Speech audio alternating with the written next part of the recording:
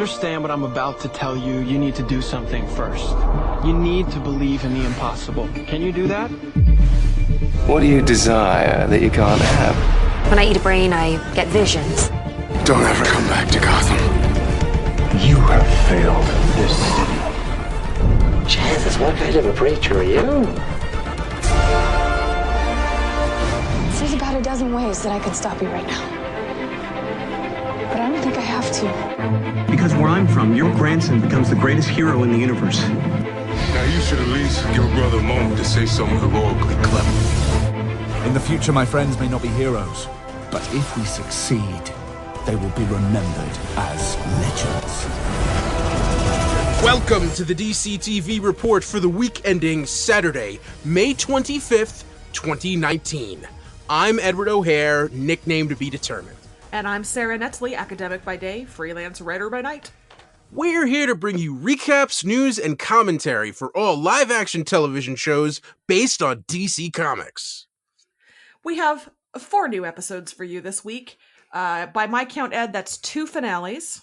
3. And then 3 finales. Yes, 3 finales. 3 finales. My count is always wrong. It's okay. Contrary to what you might see on this podcast, I'm pretty good at math, actually, so don't let this be representative. Yeah. You see, I changed up the inflection a little bit. I've been, I've been working on my intros. Not really, but want to try every night before bed. You look in the mirror and you do 3 different intros just to keep your skills sharp. I get it. Yeah, I get it. Yeah. It's like those really insane HIers who will practice each switch 3 times before bed. There's 10 people for the speech people listening. Yeah. Both of you.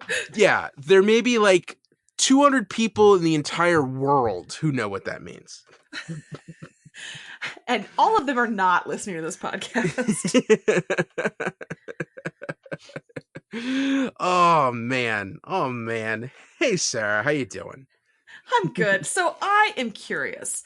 You turned up to watch the Game of Thrones finale after having fallen away from Game of Thrones after that thing happened in season 1. How was your experience revisiting the show after 8 years? It was well, I mean I think when I started watching it was 3 or 4 seasons in. But I didn't watch it with. But yeah, so it had been a while and it was pretty much exactly what I expected. I don't know why everyone was so hung up about that one character, because if you watch season 1, I always thought she was a heartless bitch who should not be trusted. So I don't see what everyone's making all the guff about. And I say there were signs pointing to it. The destination made sense, but the journey to get there, especially in the last 2 seasons, especially in the last 2 episodes, was disjointed and made no sense. And there were squandered storytelling opportunities. But damn, the CGI was good on that dragon. Yes, yeah, the dragon was cool. Who was the better boy, the dragon or the direwolf? Who was the best boy? The dragon? I don't know. That's fine. That answer is fine. I will accept that. Yeah. All I'll say is I enjoyed it somewhat, but I think I made the right decision. All right. I don't feel a need to catch up, if that's what you're asking. No, it's fine. Yeah, I get that. It was fine. It ended fine. I do not regret the time I spent watching it, but I was a book person, so, I was always going to be... Anyway. Hey, yeah. DC TV. What's up with that? What's up with that? Well, we just saw a new teaser for Picard. Wait, no, that's not DC Oh, TV. no. Star Trek. I've got plans to see John Wick 3 later this week. Oh, wait, no, that's not... No. It's but yeah, we got stuff going on. It's a Memorial Day weekend, everybody. Get yourself to a barbecue. Yeah. This is the start of the season. Yeah, there's lots of stuff going on. We had 3 finales, and another episode to boot. This is like the end of the regular TV season. I feel like this is like graduation day, and then we go off into the summer for iZombie and Swamp Thing and Krypton. And then later on Pennyworth and Preacher, just to bide our time until the busy season starts back up again in, next fall. I feel like you just wished our summer away. I feel like it's already November and I'm just like, what happened? Wasn't it just Memorial Day? Well, hang on. There's still lots of episodes to cover. Enough that we're not going to be doing retro picks because we're still going to have, at least 2, most of the time 3 shows to cover. A little sad. I've enjoyed our foray through Batman the Animated Series. Maybe over Christmas time, holiday, New Year stuff. Mm-hmm. Surely we'll have some reruns. Surely. We shall see. But, so yeah. Thanks for joining us, everybody. Just real quick housekeeping. We haven't gotten an email in a while. If you want to send us a longer form, message, nothing about Game of Thrones, I won't respond to that, but anything to do with DC, anything else, it's dctv@wickedtheory.com. We'd love to hear from you, even if it's just to say I would hey. dearly love for you to tell Ed why Ghost is a better boy than Drogon. That would actually make me really happy. Okay. I just know I saw an after show and Mallory Rubin from The Ringer seemed like really like all awash in tears because of Ghost. Didn't know what that was about, but I was happy for her. It was a nice scene. Okay. Just trust that it was a nice scene. Okay. Also we're on Twitter at DCTV Report. We did have some tweets from some of our friends. But hey, yeah. Come and if you're listening to us on a podcatcher and that podcatcher has the option to rate and review us, especially if it's Apple Podcast, please do so. Tell your friends about us. If you come across anyone who says that they watch any of the shows that we cover, please tell them about us. I'm sure they'd love to hear our witty banter. Am I right, Sarah? What Ed said. Thank you so much. All right. That enough. I gotta say, there's no modest way to say, oh, I do a podcast about that. I had to get over my shyness, and I've gotten to where I'm like, oh, you watch that show? I do a podcast. Bam! You should. Why aren't you listening to us right now? Give me your phone. Let me download it for you. Yeah. You got get the word out there. Get the word out there. All right. Enough schmoozing. Time to business. Let's get to business. You ready, Sarah? I'm super ready. All right. Super ready to talk about Supergirl. Season 4 finale. The Quest for Peace. Kara published her expose on Lex as he put his plan in motion to enslave aliens for energy production and launch a missile to destroy Argo City in space. John and Nia started a revolt in the Shelley Island refinery to signal Supergirl and free the prisoners. The drugged up and crazed Ben Lockwood gathered together the last of the Children of Liberty for a final assault. Last minute reveal, a dying Lex received a visit from the Monitor.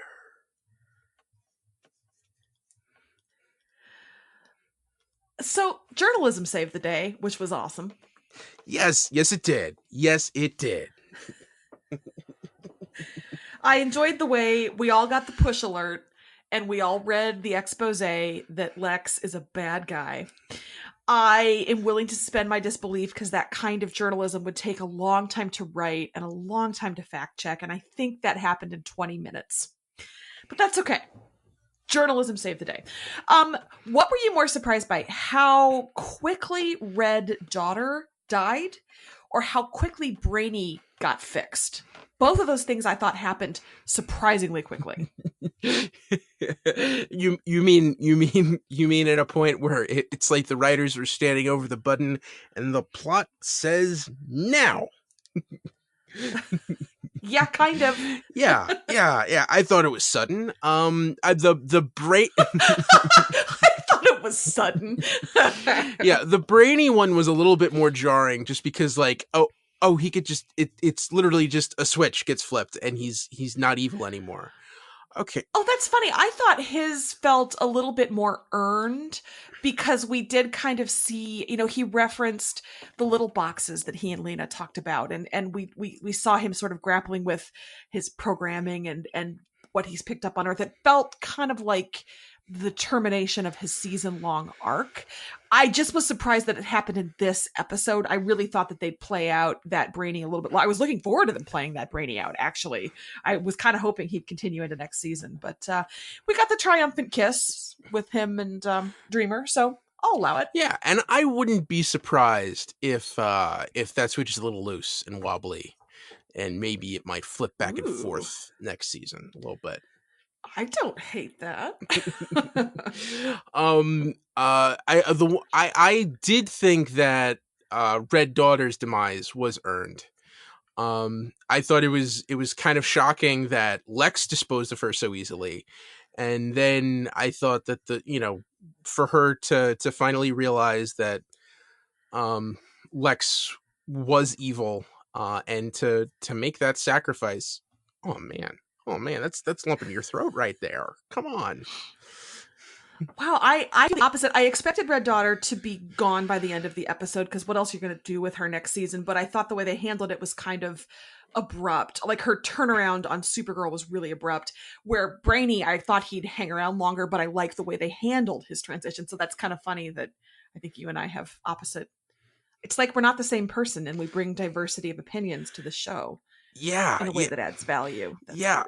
But we don't want to jump across the table to kill each other. This is.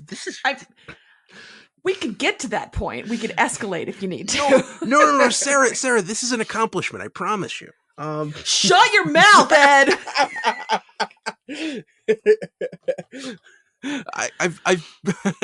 I've been on other podcasts trying to achieve this and failing miserably. I promise you, this is the goal. Our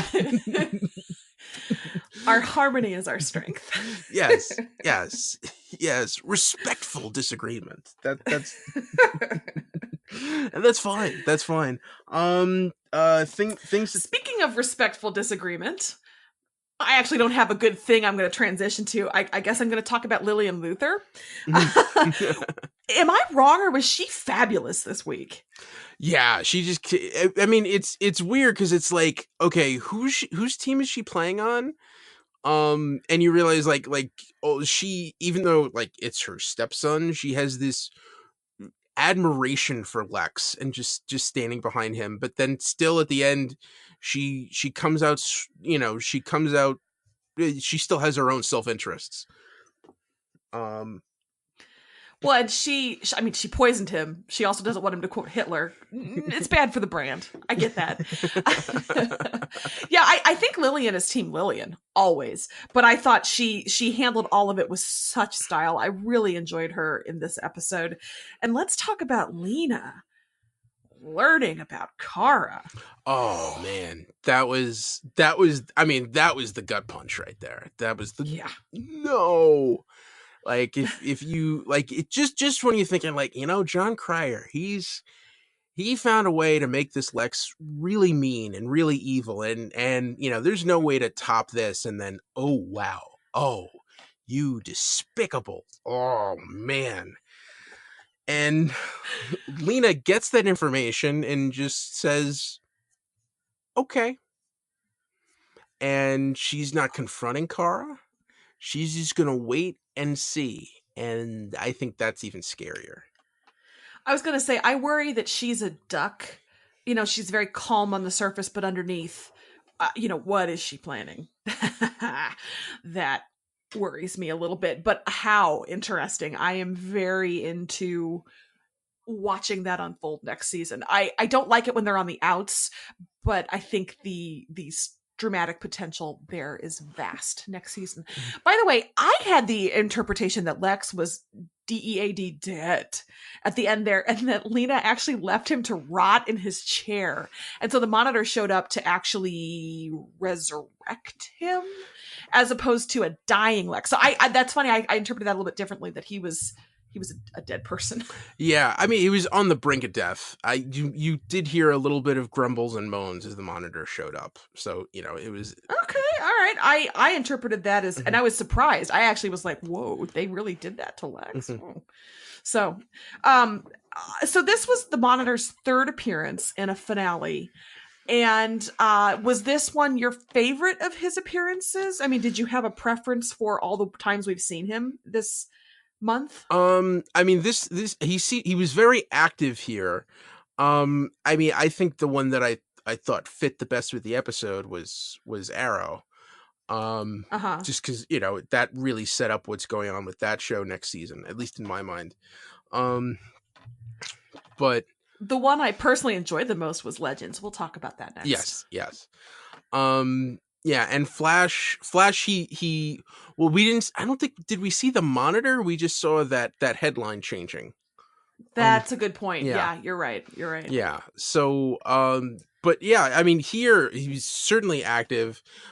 He brought, I guess, John's angry brother. So yeah, tell me about and I didn't know if brother was just one of those like brother, like Desmond on Lost, brother, you know, like he calls everybody that, or if that actually is John's brother. And also, who or what is Leviathan? Oh, Leviathan. Oh, it is Leviathan. I forgot to look that up before the episode. Oh, I didn't mean to put you on the spot. I'm sorry. It's okay. I believe it's a secret society. Well, from what I mean, I googled it a little bit, but what I saw was there are a couple. One of them is, one of them sounded like a superhero kind of thing that didn't sound like what they were referring to, and then the other, I don't know. I just went immediately to the TV show Supernatural. Leviathan was the big bad on that in season 6, 7, but I doubt that it's, you know, demons from hell, probably. Yeah. Yeah. I mean, it's weird because, like, the Leviathan I'm seeing here, this can't be right because it refers to, it's a Batman thing and refers to the League of Assassins. It's kind of a schism criminal organization. That's what I was thinking of, that I had seen, that we don't need to spin our wheels on this. Yeah. So it's something from the comics or it's something they're making up. Either way, I like when they set things up for next season. That'll be cool. Yeah. Some look forward to. Eve's in trouble. She's out there. I'm just going through everything that we saw. Kelly and Alex seems like they're getting together. We kind of called that the second they laid eyes on each other. They looked kind of cozy. Yeah. I thought Alex wandering the streets of Central City with a bottle of wine was kind of the energy I want to take into the summer with me. Just walking around, gripping wine, talking to ladies, being Alex. Yeah. I enjoyed it. Yeah, Ben Lockwood's sitting in prison watching his own son disown him on television. But you know what? Ben Lockwood's still alive, and I appreciate that as well, because it means we could see him again. We could. Looks like Colonel Haley's taking his spot. So yeah, that was exciting. Yeah, that whole Secretary of Alien Affairs thing, it's kind of becoming like a Defense Against the Dark Arts thing. Not a job you want. Nope. Be interested to see what they're going to do with the DEO next season. If they're going to give them a little bit more leeway, and also if Alex is in charge now that she remembers Kara as her sister again. So, you know, maybe that will get a little bit more back to normal. Yeah. I'm just looking through here. Yeah, I think we covered it all. Lot going on here. I thought this was a lot of fun, interesting family dynamics. I felt like it, unlike last season where I think we both felt like the show kind of ran out of steam and wasted a little bit of potential with the Argo storyline. I felt like this maintained a lot of quality. I had a little bit of complaints about Lockwood kind of being less interesting as time went on, but really, truly, I thought this was strong start to finish this season. This handled it well. They handled a lot of allegorical current day things in a way that I thought was entertaining and not super heavy and depressing. It was heavy and depressing, don't get me wrong, but it was still entertaining. So yeah, hats off to Supergirl. Just an excellent season all the way around. Yeah, congrats. All right. Was there any news for Supergirl? No, just, good season. See you next year. All right. So then I guess we're moving on to DC's Legends of Tomorrow Season 4 finale. Hey world! Neron and Tabitha continued their campaign of fear, hoping to harness enough energy to unleash hell on Earth. Nora and Constantine teamed up with Astra in Hell to try and steal Ray's soul token.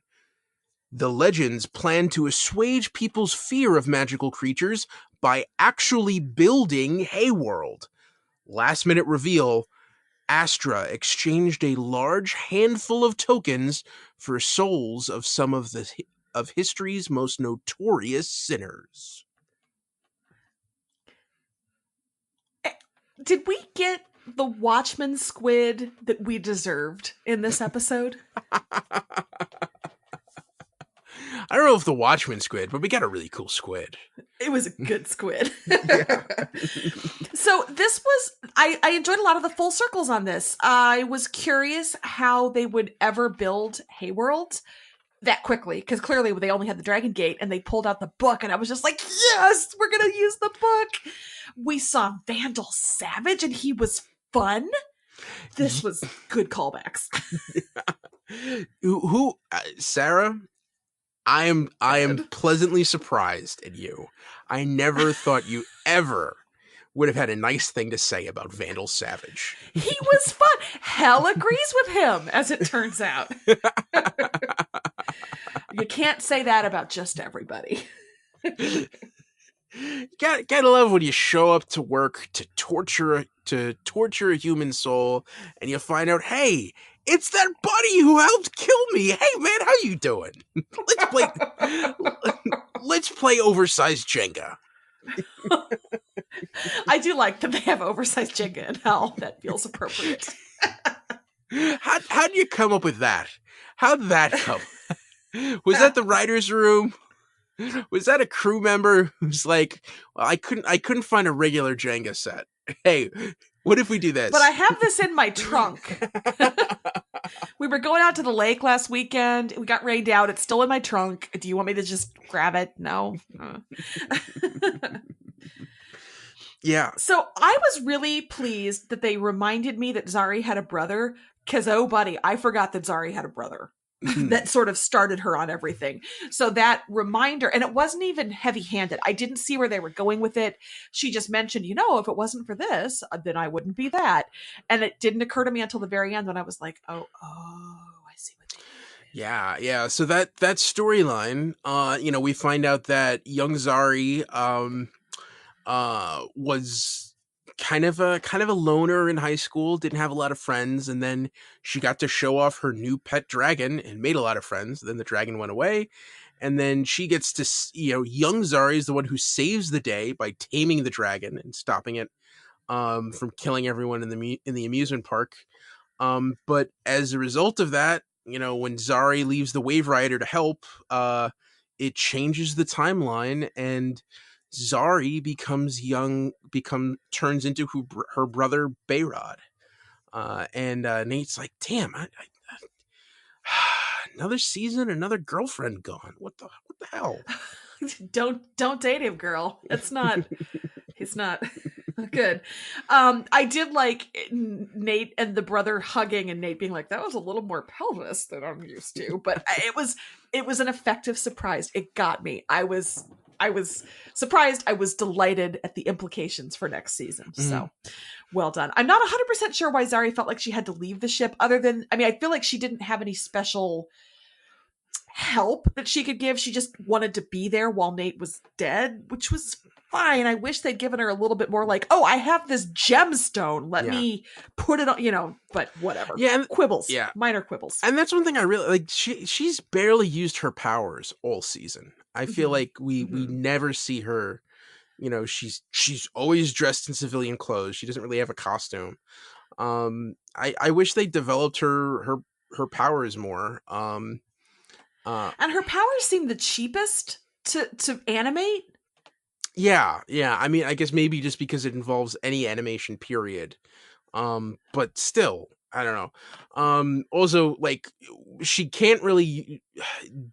doesn't use her superhero name from the comics, just because evidently in today's age, it's, not politically correct to have a character on your show named Isis. Well, but I want a second for poor Archer. So I wonder if next season, if we're gonna have, at least at the start of the season, if her brother's gonna be on there, if we'll see him use his comic book code name, which is Osiris. I was gonna say it was Al-Qaeda. I'm sorry. I'm so sorry. If I had a humorous bone in my body, I would have said that. But good times. Hey, we got to see Hank again. That was nice. Yes. We're gonna stop doing terrorist jokes now and get on to Hank. Yeah. Hank got to hang out with his dad on the ledge while he was dead. Yep. And so that was nice. Yeah. Got to hear Thomas F. Wilson sing. It was. Yeah, that was a little like clap your hands if you believe. It was good. I love this show. It's fine. It's good. I will say, this was a bad week for them to have a big, full-grown dragon breathing fire and menacing people after Game of Thrones, because there's CGI and there's CGI, and this was kind of like CGI, and Game of Thrones was like CGI. So it was just an interesting contrast. Yeah, I thought it was serviceable. I mean, it's not like mid-aughts Sci-Fi Channel bad. It was fine. I thought just like we have those 3 people who laughed at your HI joke. This is the same audience I'm doing this for. This is Tanya Melendez. Fake the Snake from Buffy the Vampire Slayer season 4. That was bad CGI. It was nothing like that. It was not Fake the Snake level. Yeah.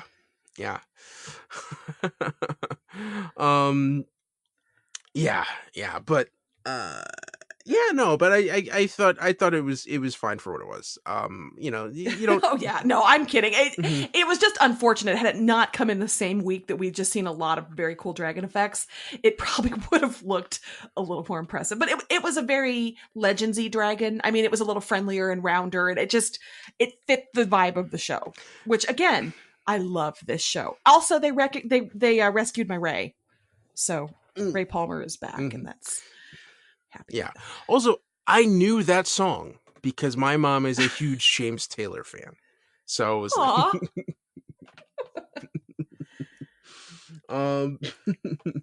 so yeah. That's what's going on with the legends. We got to see Astra kind of flex her stuff. Did you just shout hell really excitedly? Hell. Yes. Yeah. So we get to hang out with John and Nora in hell. Nora was having a rough time. But Astra got to strut her stuff. And what is she planning now? So chaos and anarchy. Yeah, and so I mean, is she gonna spread those evil sinners all throughout time, and we're gonna have more anachronisms to deal with? So we kind of have already seen this, right? We've seen some of the anachronisms before, like we saw Genghis Khan before. Yeah, so this is sort of a retread. Yeah, I mean that was the season 2 storyline. So, I don't know. Yeah, you're right. You're right. I don't mean to rain on it. I'm excited to see where the show takes us, but I was curious if it's going to be how they're going to mix up that formula, because I'm assuming they will next season. Yeah. It's going to be interesting. It's interesting to see if that plays out. Is Astra going to be the big bad, which would be quite a turn. Yeah. Who knew when we were watching Constantine on NBC back in the day that someday she'd be a grown lady. Yeah, I thought I'm interested. I'm hooked. I love this show. This show is so bonkers. I mean, last season, I think the last season finale was a high point. I didn't think that, if trying to go crazier in this finale, I think was an impossible task, and they didn't try to do that, which I think was a safe move. You're not going to top Bebo. But no, you can't top Bebo. No, but I thought this went in an interesting direction. I thought you had some cool emotional arcs that got settled here, and yeah, and I think we're in a strong place going into next season. And we had the Monitor there, just eating popcorn, watching the chaos. That was exciting. I also really liked the commercial they did where they all dressed as the A-list heroes, and then I think it was Nate who muttered we should have done the crossover. And when they were doing the actual show at the circus, basically, and the audience was like, are you trying to make us learn things? Boo. So all of that was a lot of fun and very, very in keeping with the Legends nature, I thought. Yeah, definitely. All right. Was there any news for Legends? Actually, a little bit. There was an interview that showrunner Phil Klemmer did with TV Guide, talking about what next season is going to look like. The theme of next season is going to be, how do you grow up without moving on? That the team is kind of Peter Pan in that they don't grow up. They fly around, they save the world. And so how do you grow up? How do you have a relationship? How do you, navigate becoming more of an adult in the world? Also, Zari is obviously going to be a different person next season because she didn't grow up in the same kind of post-apocalyptic totalitarian society that she did. Her brother's still alive. She actually will get a little bit of internet fame because she was the girl with the dragon. Ooh. And that will make her a little bit of a spoiled monster, not a literal monster. I should clarify on this show, not literal monster. And that Nate's love is really going to be tested. He loves her. He loves who she was. Can he bring her back to that? So I am on board for every little bit of that. Can't wait. Looking forward to it. Awesome. Cool. All right. Moving on to our next episode. Ready? Mm-hmm. All right. iZombie. Season 5, episode 4. Zomb.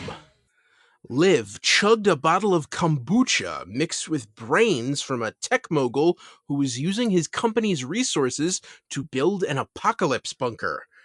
Peyton was getting upset that the scripts for iZombie were mean-spirited. Blaine showed off to a journalist writing a profile on him. Major and Liv hired a teacher who had recently been fired for being a zombie. Hobbs thawed agents Harris and Voss so they could work for a mysterious madman. Last-minute reveal, Melissa, the CEO, rebuked Liv for not letting her frame the zombie-hating Sheldon the Fixture King for murder. Look, it was not an episode that had 20 minutes dance breaks, and I'm a little disappointed about that, but this was a good episode. Yeah. It was busy. We say that a lot with this show. This show has it's always busy. I will say this show has 5 storylines going every week, and it's incredible how balanced it is. Mm-hmm. Like everything gets its due. Everything gets a beginning, a middle, and an end. I think that's like a real accomplishment that you could fit that into, a 1-hour CW show. Well, especially when you think about like Gotham that used to just let characters sit out for whole episodes. This almost never does that. I feel like we always check in with all the characters. We have a little bit of forward motion for all of them. I'm trying to think what I liked the most. I liked everything the most, but I think Clive wins for telling Liv, "You'll let me know if you get the urge to disrupt anything." And him being so grossed out by the kombucha. So good. No, not the brains. It's the kombucha. What the hell? Yeah, no, it's the kombucha. Yeah, and it's weird because, like, I mean, this show, part of one of the charms of this show, especially early on, was all of the creative ways Liv can cook her brains to eat them. And at this point, it's like, you know what, man, I'm tired. I'm just gonna swig this with this bottle and just gulp it down. Just call it good.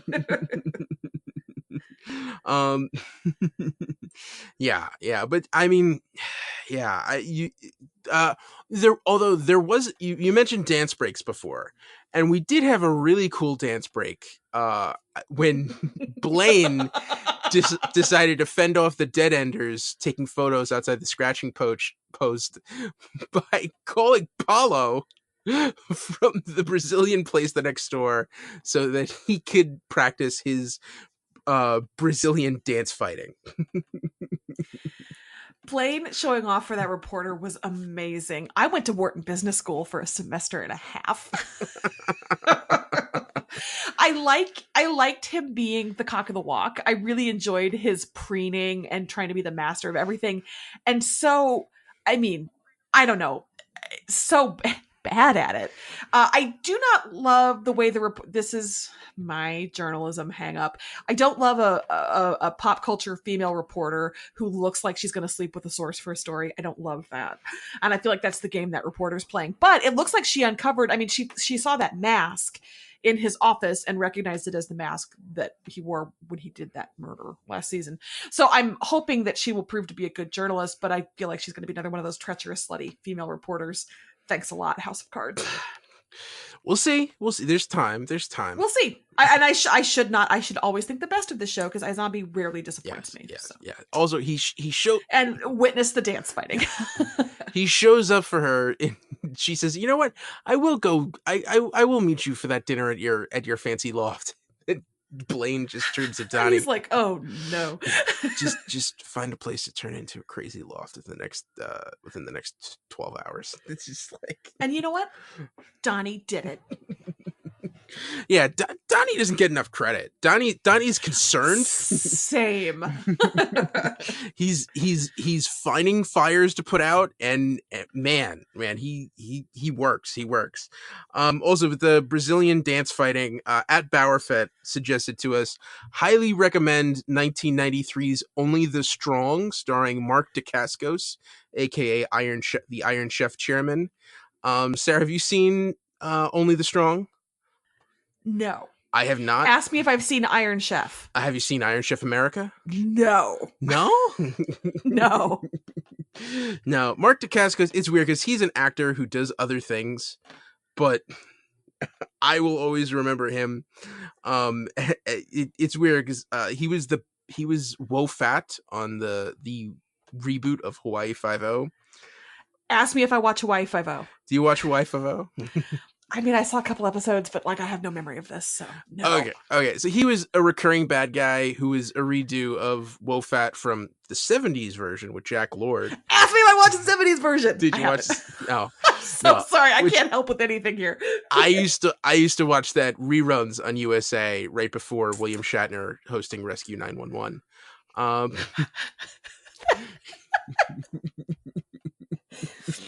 I can picture it. I can picture all of it. Keep going. But yeah, Wo Fat was a big villain for that TV show, and when they brought in the new version, they cast Mark Dacascos, which was really hard to watch because he's being this serious villain. You know, he's being this big bad guy, and every time he's on screen, the only thing I'm hearing coming out of his mouth is the secret ingredient is. Because I just saw him as the chairman from Iron Chef. I was waiting for you to give me some kind of wild secret ingredient. Yeah, no. It's every time he pauses, I'm waiting for him to say King Crab or suckling pig. I don't know. So long way to. So evidently, there's another movie where he does some kind of dance fighting, which I will look up if I remember this 10 minutes. Also, speaking of remembering things, we did not talk about the Bowerfett tweet from Supergirl. Oh yes, yeah. Do I get to lady splain 80s rock to you now? Sure. Yeah. Bowerfett said there's more great music for Sara to explain to Ed this week on Supergirl. In the 80s, when a man and a bottle of hairspray loved each other very much, they would make a band. And then in this, the year of our Lord 2019, we would use that music to stage fight scenes in our CW superhero shows, and it would actually be really great. So there you go. Okay. Okay, we have a bunch of different storylines to cover in this episode. I'm sorry, was that saying buckle down? Yeah, and this was like the fourth most important one. I feel like we've spent the most time on it, and all these digressions. All right, we gotta get ready here. Okay, so that really mean principal from like last week fired Mr. Moss, and then Major was all bummed out, and then Liv was like, "I'll hire him. We need a tutor anyway."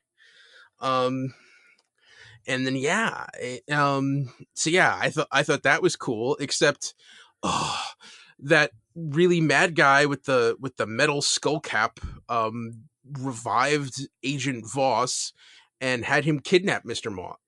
Moss so that big boss, all this rhyming is unintentional, could blackmail him to keep tabs on Renegade. Ugh.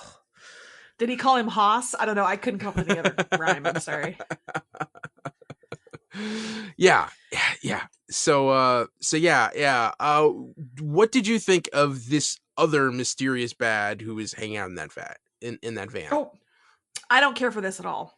I don't like where this is going for our heroes. I like it because I think it's going to add, this is not a show that needs our plot, but I am interested in how this might play into some of the other storylines. I did like the confusion of the zombies who were just like, has it been 30 years? So that was kind of fun. Yeah. And I'm also curious about the Furniture King fella. Yeah. Who got the contact slapped right out of his eye. Sheldon the Fixture King. That's it. What a jerk. Yeah, right? I mean, I've seen people who are that mean and prejudiced, and usually once they're confronted with a person, they'll either bite their lip and kind of crawl out, or get called on it and just turn into a raging jerk. And yeah, not Sheldon the Furniture King. Mm-hmm. Well, I mean, he did turn into a raging jerk. So yeah, he did one of those things. Mm-hmm. So yeah, and it's kind of like, yeah, this guy didn't commit murder, but like, could we just keep him in prison for a while? Like, I can we just teach him a lesson, just a little lesson? Yeah, like I totally understood where Melissa was coming from. And it's weird how like her efficiency at framing him is kind of what sunk her. This is true. Hey, what do you think about that survival bunker? Yeah.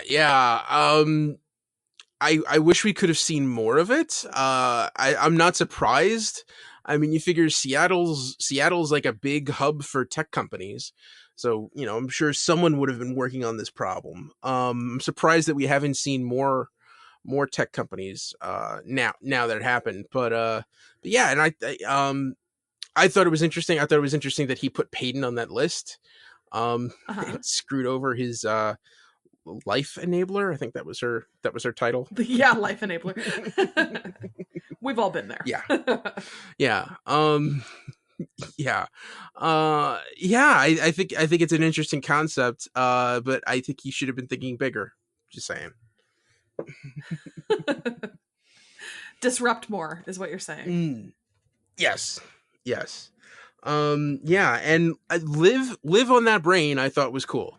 Yeah, actually this was a fun brain. I agree. Yeah, because like it's weird because it's the one brain that didn't really. It actually helped her investigate. It didn't inhibit her, her competency at all. She was coming up with really great solutions to problems that were arising in the episode. I thought that was well done. Yeah, agreed. And I feel like we haven't been getting as many flashes this season, so it was kind of fun to see a flash too. Yeah, we got a couple of visions in this episode. Yeah. Mm-hmm. I guess we did last week too. I don't remember if I commented last week or not, but I remember thinking, oh, a flash, it's been a while. So yeah, I'm glad we're back into that routine as well. Mm-hmm. And yeah. And last one is iZombie. Peyton having to be the mean studio executive giving the notes. I mean, it's hard to deliver constructive criticism. I thought she did it well. Yeah, this is what you get when you hire amateurs. And I thought it was realistic to have Jimmy storm out and then realize, oh, this is a paying gig, and I'm not really gonna get another chance anywhere else right now, so might as well take the paying. And if we let those jerks from what was the rival team do it, I mean, God knows what's gonna happen. So. Yeah. Now I want to see this show, and I want to see. Put it up on YouTube, but I just want to see a whole episode, just to see what it's like. What did they actually come up with? Same. Yeah. So we're moving along. So we've got we've got a couple of big baddies this season now. You had was it Dottie or Darla, the food truck gal? And now we've got this big this guy in the van with the metal skull cap. I just keep wondering if maybe they're working together or will end up working together. Maybe that's just Supergirl, which combined all the big bads this season into one big plot. Maybe that's what I'm thinking about. But is it Dolly Durkins? Was that Dolly? Yes, I think so. Yeah. We're probably wrong, and people are screaming at us, but that's okay. That's okay. It's fine. We can't hear you. Keep screaming. Tweet at us. It's fine. Yeah. All right. Was there anything more you wanted to talk about, or? Nope. Fun episode. I will live for a long time on on Blaine dance fighting. Okay. And any news? Just a little. June 13th episode is going to be called "Filleted to Rest." It's about the murder of a chef. So I already have very high hopes for what Liv will make with that brain. We're gonna get a foodie episode. I've been looking forward to this. Do you feel like there's gonna be a white tablecloth and candlelight, fine silverware? I don't know. I just I'm surprised that they haven't done a chef before. And I'm interested to see what direction they go in. Yeah. Same. All right. Moving on to our final episode for this week. Doom Patrol. Season 1 finale, Ezekiel Patrol. Over the last 60 years, the Chief became less and less comfortable with his decision to cultivate test subjects in his quest for immortality. Fed up with the Chief, our heroes spread far and wide, trying and failing to move on from the pain of their experiences. Mr. Nobody became bored with his accomplishments and recruited Ezekiel the Cockroach and Admiral Whiskers to terrorize Danny the Street looking for the Chief's daughter. Last minute reveal, as Larry carried our miniaturized heroes into the manor, we saw a white canvas with very small images painted onto it that looked like Beard Hunter and Mr. Nobody. You know, we kind of should have expected a disembodied Chumbawamba to play a big part in this finale. That feels, in retrospect, inevitable. Yeah. This show has everything, you know? Yes, it does. It's got comedy, it's got drama, it's got science fiction, it's got horror, there's body. It's got interspecies tongue kissing. Yeah, it's got that. Yeah. Oh man, that was good CGI. I never before has CGI been so lovingly rendered for such horrifying effect. Not only did we see a rat French kiss a cockroach, we saw a robot man use that opportunity to slip from the mouth of one into the other. Oh, good Lord. You know what? I love that Robot Man's like character arc was exemplified in him saying, you know, I've been eaten by a Godzilla rat. I don't know, maybe I deserve this. And then coming around to, I don't deserve this. Like, that was a triumphant character moment in the belly of that Godzilla rat. Good for Robot Man. Yes. Yeah. Well, and way to climb up that esophagus. That would not be, I bet it's slippery. Yeah. You think at a certain point he like caused Admiral Whiskers to throw him up, but no.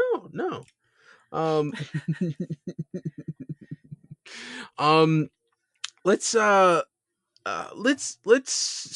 it's weird because like this. Yes, it is weird. Yeah, it is weird.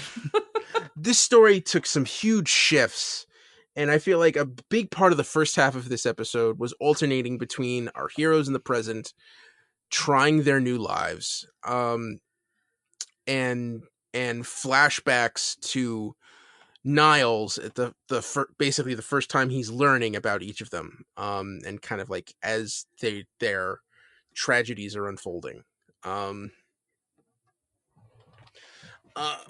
What did you think of the way that story was built of the flashbacks with Niles? I thought it was great. I enjoyed watching his progression as he sort of reckoned with what he did. Also, this is just a me thing, but I love the Rita Larry friendship. I love that their agreement is they don't get involved. They're the ones who don't do anything, and I really enjoyed watching them, you know, from the 70s, well, 60s, 70s, 80s, etc. So yeah, every part of that really worked for me. How about you? Yeah, I thought it was cool. I thought it was interesting to see kind of like how it developed. Also, like the fact that he was working with the Bureau of Normalcy, to at least you know, with Rita and Larry, it seemed like he was kind of working with them. And at a certain point, he broke away. They just show up and say, "Oh yeah, that girl with the multiple personalities you were looking for 10 years ago, we found her." Mm-hmm. I so wish we could have seen more from that New Year's Eve party in 1976. Yeah, the boogie song, I forget what Rita called it, but yes, the whole thing was delightful. Yeah. We got to see, and we also got to see like his connection to Vic. You know, that he confessed what he was doing to Vic's mom, and how that got thrown back in his face after Vic's accident. Yeah, I thought all that was really cool.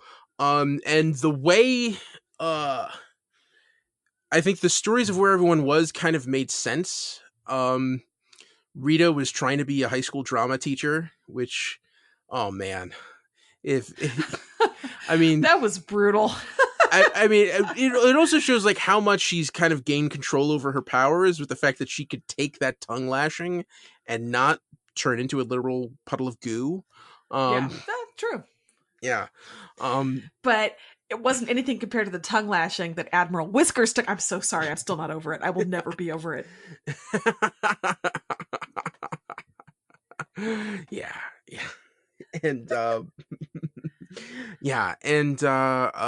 Larry was kind of, you know, giving the negative man space, testing how long he can last, how they can last being separated. They're up to 20 and I like seconds. that he calls it buddy. I like that evolution there. That's nice. Yeah. Crazy Jane found Dr. Joshua Clay and pretty much swiped off a drug that would dampen her powers, and realized like, yeah, that's not going to be an easy fix. Yeah, that's not the answer. This ain't it, Chief. Yeah. Her shooting up in that bus, that was hard to watch. Yeah.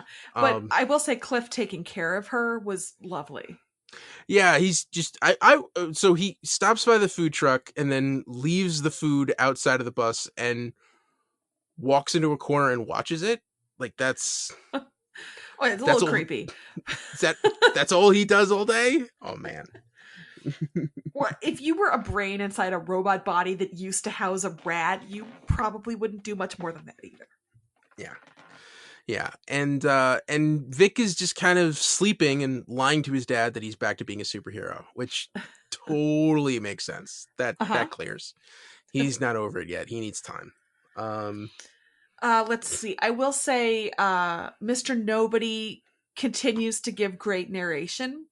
Him reading reviews of the finale on an iPad was mind-blowing.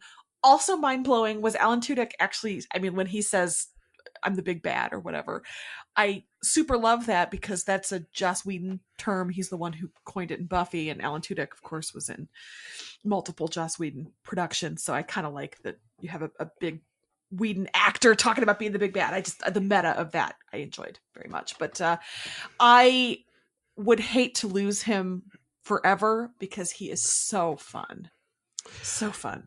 Yeah, and it was weird because like the first half of the show was this kind of like really not grounded but serious. Oh, no, nothing about this show is grounded. No. But it was a serious look at these people trying to kind of have some kind of a life for themselves after this trauma. That they're all not really facing properly. And then all of a sudden the cockroach and the rat shows up and we have ourselves a superhero show.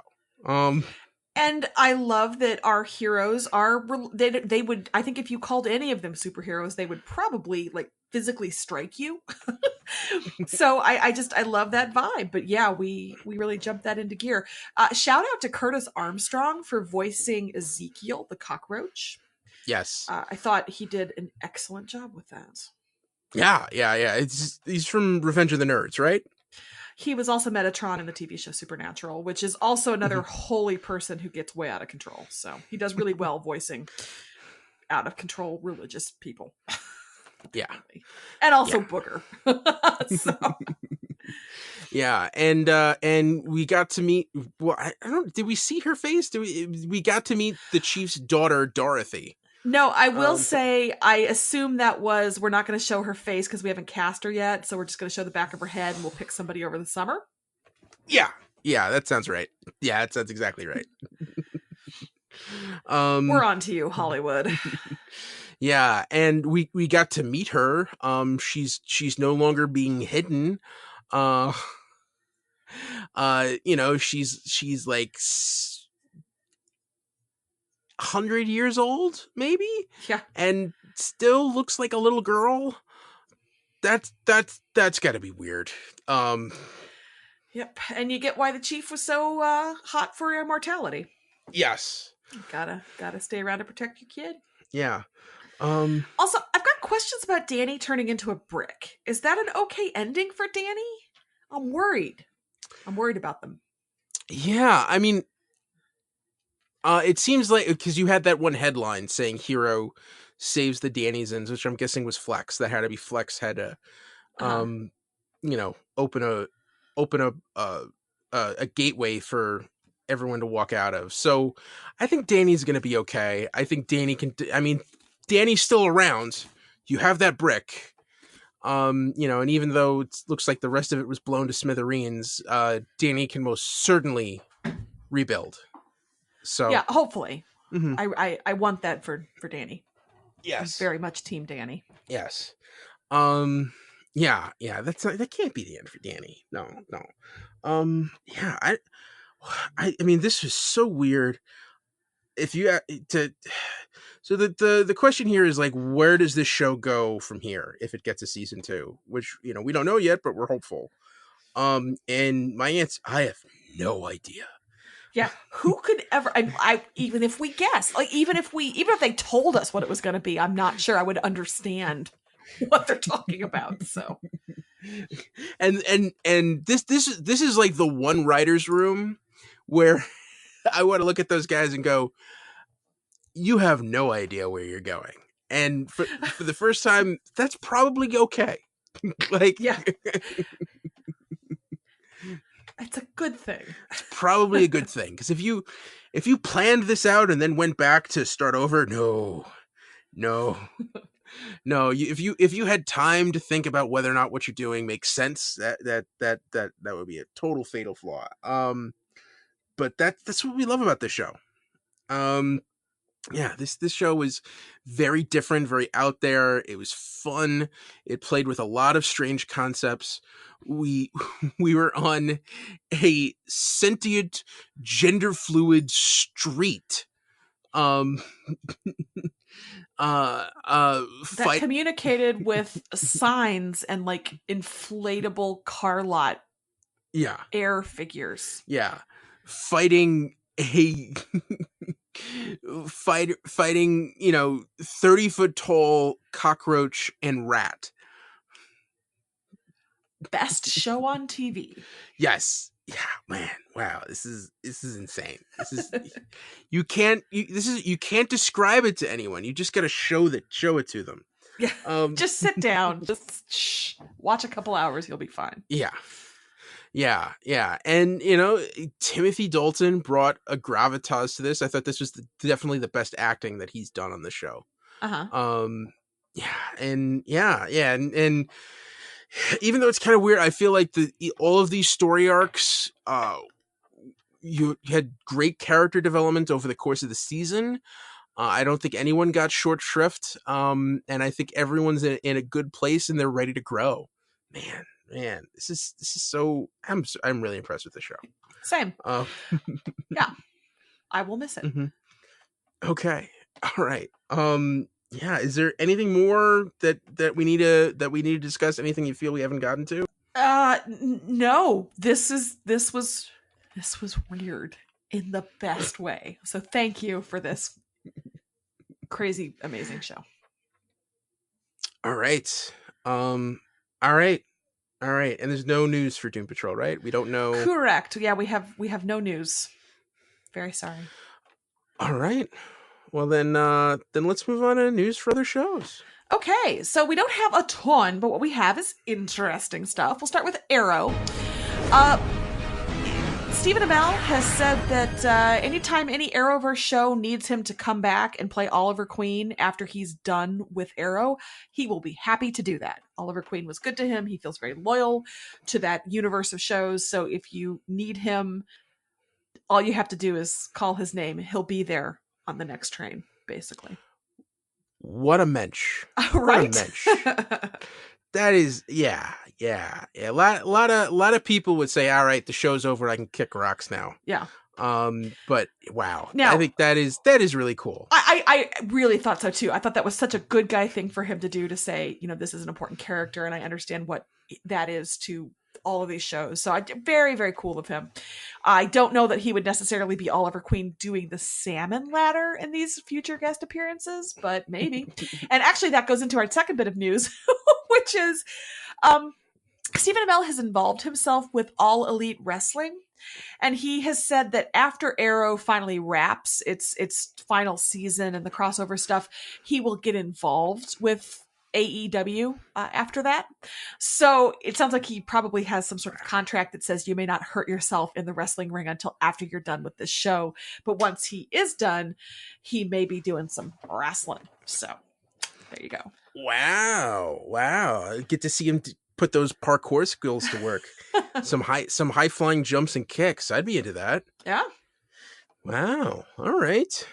And speaking of Arrow, our friend at Tanya Mel tweeted out, so DCTV report, from your description of the Arrow finale, it sounds like I have to watch that in order to really understand next year's crossover, despite the fact I broke up with it. Yay or nay? Sarah, you and Barafet had a funny exchange with Tanya on Twitter, giving her advice. And I think basically what it came down to is, watch the last 20 minutes. You'll be good. Yeah, that was Barafet who was like, I was the one who said, oh, you should probably watch the whole thing. Barafet's like, no, 20 minutes. He's not wrong. But But yeah, and like if you liked, I thought the season 10 finale sneakily could have served as a series finale. If you wanted it to. In fact, it possibly should have, honestly. Mm. Yeah. Yeah, that's okay. We have no idea what we're getting next season. Like I really have no clue what that show is going to be. But we'll find out. We will find out. Mm-hmm. All right. What's up next? Titans. We have casting news. Drew Van Acker has been cast for a role that has not been announced yet, but internet sleuths, according to comic book resources, tell us that he may be playing Aqualad. Ooh. And is Aqualad less terribly dorky than it sounds?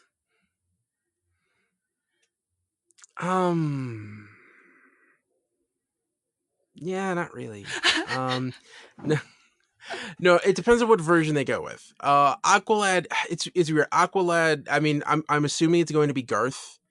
Because that's the Aqualad who was hanging around with this version of the Titans. And he's pretty much Aquaman's version of Robin. Aqualad. So he's an Atlantean, so you could, if you saw Aquaman, if they're going to turn him into kind of like a tough teen version of Jason Momoa, I doubt that's what'll happen, but it's an interesting idea. Based on the picture I saw of Drew Van Acker, he is not a tough teen version of Jason Momoa's Arthur Curry. So. Okay. All right. Yeah, I wonder if he'll be a regular or if he's just going to be in a couple episodes. I don't know. I'm assuming more news will trickle out. Yeah. And that is, speaking of, that's it for news. So that's all I've got. Oh, wow. Okay. All right. That's fine. That's okay. All right. We good. All right. So all right. So now I guess it's time for our winners of the week. Do you want me to go first? Okay.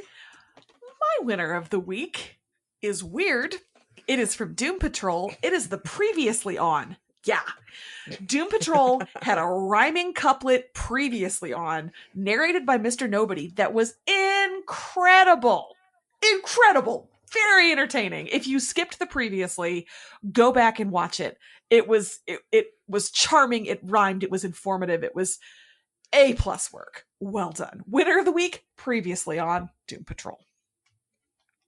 Wow. And my I have left Ed speechless.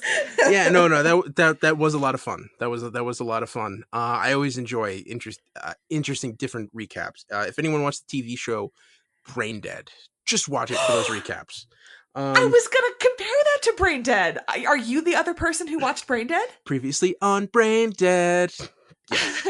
No, you monsters, not the cat. That Jonathan Colton sang a new. Oh, so good. No, but the best one was when the episode before had been so depressing. He was like, "You know what? Screw this." Previously on Gunsmoke.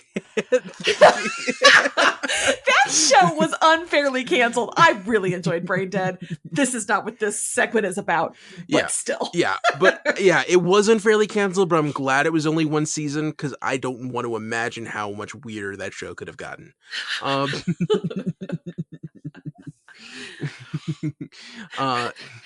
Great stuff from Mary Elizabeth Winstead and Tony Shalhoub. Oh man. And Aaron Zveit. Let's not forget that blonde hunk of brilliance. And Michelle and Robert King, who just do good work. They have another Supernatural show coming in the fall called Evil that I'm very excited about, but I'm guessing Jonathan Colton's not going to sing me. You know what? I'm going to let you do your winner of the week. Okay. My winner for the week is much more serious, but it is also from Doom Patrol, and it was Silas Stone, played by Phil Morris, who had a really, really hard confrontation with Niles Calder, when he basically, when Niles is like, "Hey, why don't you show some compassion? You've got to think about him in the recovery." And Silas just turned on a dime and said, "You don't think she told me what you've been doing?" you heartless monster. You like he really laid into him, and basically you liar. It was and like especially for someone who I know so much is playing Jackie Childs on Seinfeld. That it's good actors. It's one of those good character parts. Those guys who just sit in the background, and then all of a sudden he gets this speech, and it's like, this is your moment, and it blew me away. I thought that was really great dramatic acting in that moment. Mm-hmm. So I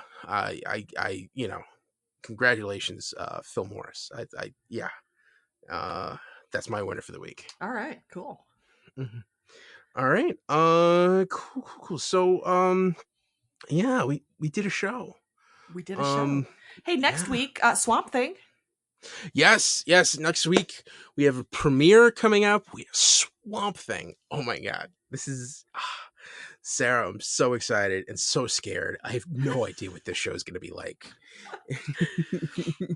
I am choosing to be optimistic. I hope I love it. I'm so excited. Yeah. I'm looking forward to it. Oh my God, the fact that they even tried this show is a miracle. And so we'll just wait and see, keep it hanging. And we'll also have iZombie coming back. We're just getting into the full swing of that show. So I'd like to say thank you, everybody, and I guess that's the DC TV report for this week. You can find us on Twitter. I'm at Edward O'Hare TBD. And I'm at Sara Netzley, SaraNetzley. And follow the show on Twitter at DCTV Report. Send along your emails to dctv@wickedtheory.com. Also, be sure to subscribe to our show on your podcast app of choice and rate and review us. That helps more people find us. Check out our sister shows, The Wicked Theory Podcast and Preacher vs. Preacher. This has been a Wicked Theory Studios production. Executive producer, Bill Sweeney. Visit us at wickedtheory.com. Shazam, everybody. Shazam. Shazam!